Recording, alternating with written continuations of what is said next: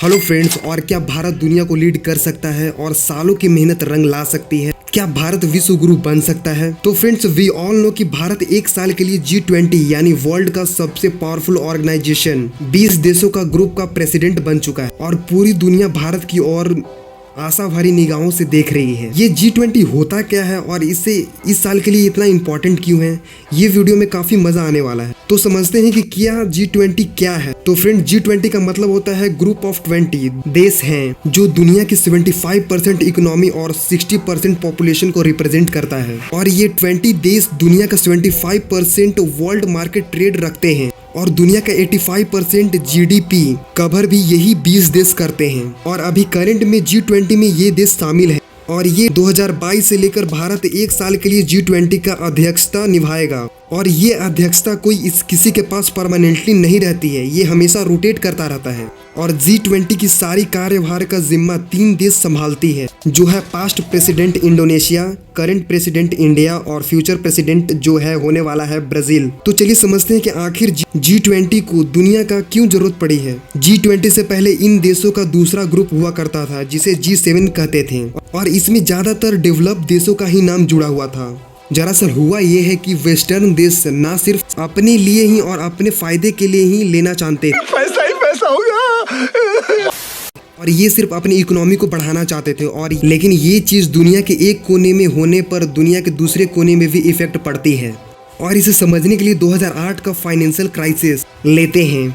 वैसे तो ये हुआ था अमेरिका में, लेकिन इसकी छाप पूरी दुनिया पर पड़ी थी। और सेम 1997 में साउथ ईस्ट एशिया में भी एक फाइनेंशियल क्राइसिस हुआ था, जिसकी शुरुआत थाईलैंड में हुई थी और फिर वो पूरे एशिया में कोरोना की तरफ फैल गया। और 1999 में G20 की तरह G20 को भी संगठित किया गया, क्योंकि इन G7 के देशों को अकेला संभालना मुश्किल हो रहा था। इसीलिए उन्होंने फैसला किया कि इसमें और देश भी शामिल होना चाहिए। और वहीं पर वर्ल्ड ट्रेड ने इसे 2008 में आर्थिक महामारी के बाद ही इसे सीरियसली लेना भी शुरू किया और अपनी अपनी इकोनॉमी को बैलेंस करने के लिए ये बात शुरू कर दी। और अब जानते हैं कि ये काम कैसे करती है। देखो, G20 के 2 प्रमुख ट्रैक हैं, जो एक ट्रैक है फाइनेंशियल ट्रैक और एक है शेरपा ट्रैक। अगर आप कभी भी घूमने पहाड़ी क्षेत्र में गए होंगे तो जाने वाले होंगे तो वहाँ पर जो गाइड करने वाला होता है उसे शेरपा कहते हैं। फाइनेंशियल ट्रैक तो आप सभी जानते हैं, जिसमें कि फाइनेंस मिनिस्टर और अलग अलग देशों के सेंट्रल बैंक पॉलिसी डिस्कस करते हैं, जैसे कि global economic growth, tax information exchange, financial regulatory reform, financial inclusion, remittance across the world, fossil fuel subsidy, green finance और एंटी टेररिज्म फाइनेंस। और अब शेरपा ट्रैक के बारे में बात करते हैं। ये विदेश नीति को डिस्कस करती है। ये employment, climate change, agriculture and food security, anti corruption and food security अमिट कॉर्पोरेशन मेजर और ह्यूमन सबमिटेशन गोल्स, एम्प्लॉयमेंट और हेल्थ केयर। और भारत का प्लान ये है कि अगले एक साल में 200 से ज्यादा मीटिंग होने वाले हैं, जिसमें कि 32 सेक्टर हिस्सा लेंगे, क्योंकि इस साल भारत G20 का प्रेसिडेंट है और प्रेसिडेंट होने का कारण कुछ तो पावर होगा ही। समझ रहे हो ना? मतलब वो पावर नहीं, किसी को चीर फाड़ दिए।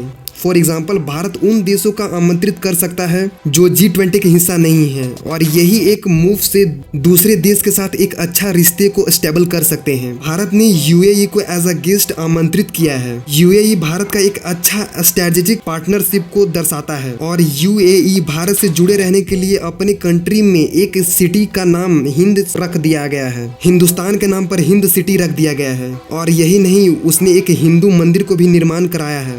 और यही नहीं, हमारे साथ Bangladesh, Egypt, Mauritius, Netherlands, Nigeria, Oman, Singapore, Spain जैसे देश भी भारत इन्हें भी G20 का हिस्सा बनने का आमंत्रण पत्र भेजा है। और हमारे फॉरेन मिनिस्टर, जो आज के डेट में काफ़ी फेवरेट हैं सभी के, उन्होंने हाल ही में एक इम्पॉर्टेंट स्टेटमेंट दिए थे, जो भारत ग्लोबल साउथ का लीडर बनकर उभर रहा है। जो ग्लोबल नॉर्थ में कई देश आते हैं और ग्लोबल साउथ में वह सारे देश हैं जो डेवलप हो रहे हैं। और भारत के प्रधानमंत्री जी ने बाली के G समिट में कहा था कि मल्टीलेटरल एडिशन फेल होगा और UN, WHO, WTO ये सारे डेवलप नेशन यानी कि ग्लोबल नॉर्थ के लिए और उनके इशारों पे ही चलती है। लेकिन भारत आज जो पावर फील करता है, जो हम रसिया के साथ बात कर सकते हैं और सऊदी अरेबिया से बात कर सकते हैं और US पर भी प्रेशर बना सकते हैं, क्योंकि हमारा डिप्लोमेसी आज के डेट में सबसे पावरफुल डिप्लोमेसी मानी जाती है। और इसका फायदा भारत को अवश्य लेनी चाहिए, क्योंकि भारत के लिए इस साल अच्छी अपॉर्चुनिटी उभर कर आ रही है, जो अपने देश को काफ़ी डेवलप कर सकती है और अपना छाप पूरी दुनिया पर छोड़ सकती है। और 2023 में ही हमारे अपने इंडियन कल्चर से सभी देशों को, विदेशों को रूबरू कराते हैं। प्रेसिडेंसी का मतलब ही होता है अपने देश का अपना पहचान दिखाना, हु आई एम।